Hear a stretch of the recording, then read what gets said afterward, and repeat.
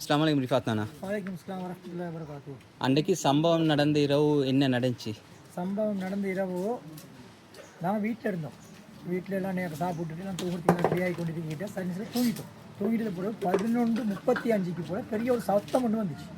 அதாவது எங்களோட வீட்டுக்கும் டிரெக்டாக மெயின் ரோட்லேருந்து வர சத்தம் டிரெக்டாக வரும். அந்த வங்குவைக்கு இடையால வர சத்தம் டிரெக்டாக வரும். சத்தம் ஒன்று வரும். நாங்கள் எழும்பிட்டோம். ஆனால் எங்களுக்கு நாங்கள் ஜன்னலாம் திறந்து பார்த்து சரியான காற்று சுற்றி சுற்றி சுற்றி காற்றடி. மழையும் பெஞ்சிட்டு இருந்துச்சா? மழை லைட்டாக தான் தூடுச்சு. மழை பெரிய மழை பெஞ்சு கொண்டிருக்கிற அந்த நேரம் சின்ன மழை தான் பெஞ்சிச்சு. ஆனால் காற்று சத்தம் மழை பெருசாக பேரு மாதிரி தான். உறவு சரின்னு பார்த்தா பெரிய சத்தம் ஒன்று வந்துச்சு. அந்த சத்தத்தோட ஒரு 11:35 மாதிரி இந்த சத்தம் வந்தது. அப்போ அந்த சத்தத்தோட நின்றுட்டு திருப்பி 12, 5, 12, 10 இன்னொரு சரிவு ஒன்று வந்துச்சு. அந்த நேரம் எனக்கு சரிவு வந்தது பிறகு நாங்கள் நடந்தோம். ஊரில் என்னமோ நடக்குது அப்படின்னு சொல்லிட்டு அப்போ எனக்கு திருப்பி 12 அந்த சத்தத்தோட நாங்கள் கதவை திறந்து பார்த்தா முன்னுக்கு எந்த ஏற்பாடுகளும் இந்த மரங்கள் கொஞ்சம் காற்றுக்கு வளைஞ்சு கொண்டிருக்குது. அப்போ நாங்கள் கதவை மூடிட்டு முன் ரூமில் தான் நான் இருந்தேன். நான் வீட்டில் முன் ரூமில் தான் இருந்தேன். அப்போ திருப்பி 12 சரியா 20க்கு இன்னொரு லைட் சத்தம் ஒன்று வந்துச்சு. அதுக்கும் எங்களோட வீட்டுக்கு மண் வரல.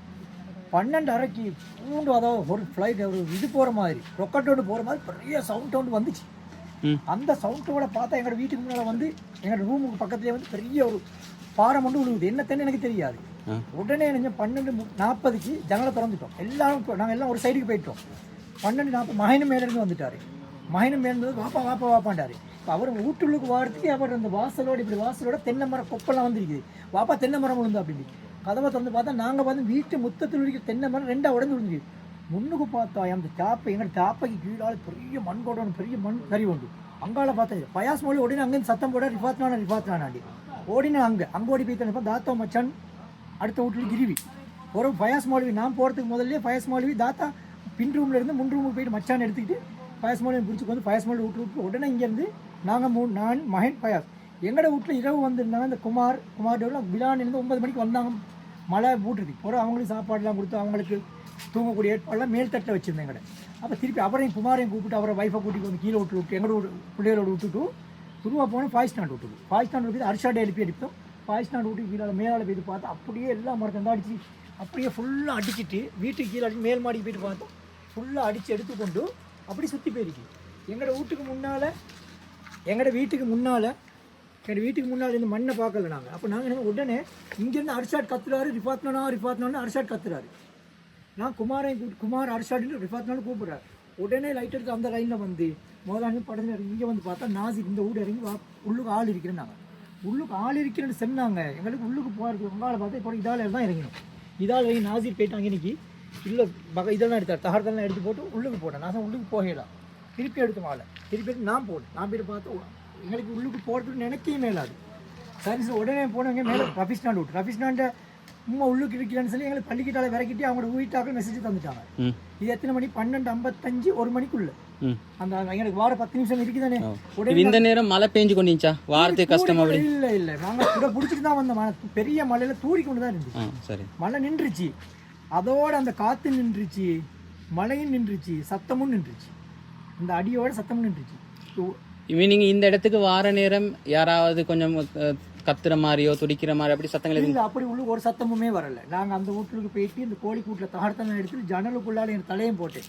நாசிட்டு கேட்டேன், நீ எப்படி வெளியே வந்தாயிண்டு? இப்படி தான் பார்த்தீங்கன்னா முன் கதவால் ஒரு மரம் ஒன்று கொட்டி ஒன்று கிடச்சி அந்த மரத்தால் குத்தி நான் வெளியே வந்தேன்னு சொன்னார். அப்போ இதுளுக்கு நாங்கள் ட்ரை பண்ணி எங்களுக்கு உசுரோடு ஒரு யாரையும் காப்பாற்ற இயலாதே. திருப்பி அடுத்த இடங்களுக்கு போனோம். அங்கால போனால் எங்களுக்கு அந்த மீசான் பள்ளிக்கு போகக்கூடிய வாய்ப்பு இல்லை. மீசான் பள்ளி கூட திருப்பி உடனே போனேன் ரஃபிஸ்டாண்ட் உம்மோட வீட்டுக்கு போயிட்டு பார்த்தா நான் உள்ளுக்கு போயிட்டேன். ஆனால் உள்ளுக்கு அதுக்கு அங்கால எனக்கு கால் வைக்கல. ஏன் காலில் இவ்வளோக்கு மண் இறங்கிச்சு.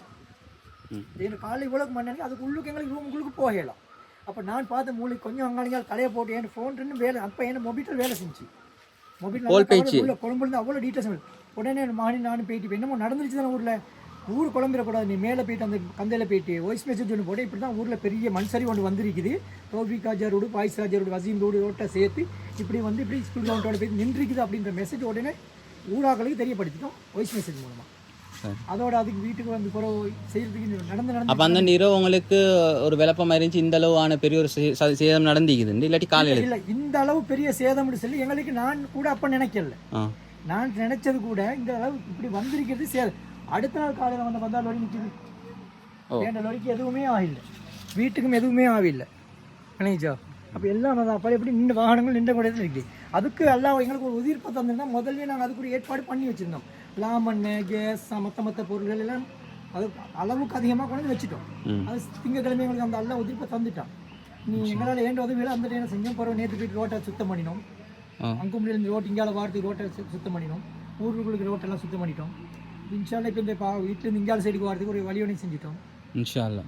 நீங்கள் ஊருக்காக நிறைய பாடுபட்டீங்க, இந்த விஷயங்கள் நிறைய பட்டீங்க. எல்லாம் உங்களுக்கு ரஹமத் செய்யணும். அதே மாதிரி இன்ஷா அல்லா இந்த நிலைமைகள் சீரழிஞ்சு எங்கள் ஊர் நல்ல நிலைமையாக வர வந்து துவா செய்யுங்க. இன்ஷா அல்லா. ஜஸாக்குமுல்லாஹ்.